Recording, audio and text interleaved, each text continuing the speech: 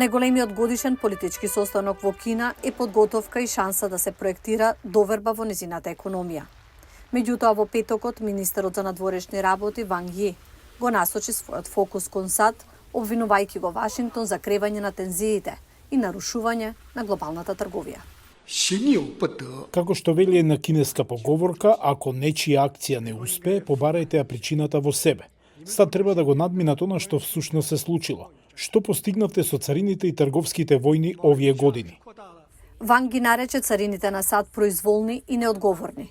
Откако се врати на функцијата, Трамп ги зголеми царините за Кина, обвинувајќи го Пекинг за нефер трговски практики и закана за индустриите во САД.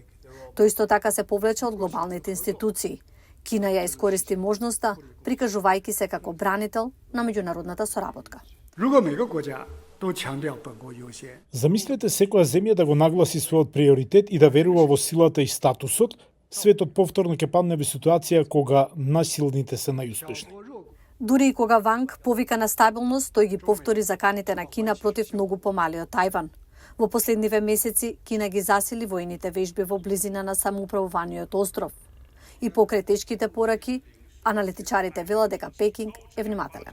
Тие мора да се појават силни пред домашната публика и оттаму се појавува таа реторика, но искусни наблюдувачи барат вистински акции што се спроведуваат наместо реторика.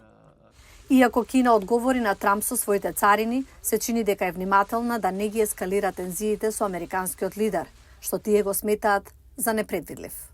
Тоа е нешто што со кинеските власти дури и досега има потешкоти во управувањето, бидејќи тие се многу повеќе навикнати на стабилни, добро познати субјекти и оперативни процедури, за да можат однапред да планираат.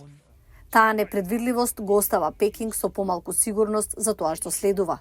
Со зголемувањето на тензиите, Кина мора да одлучи дали ќе се воздржи или ќе возврати посилно.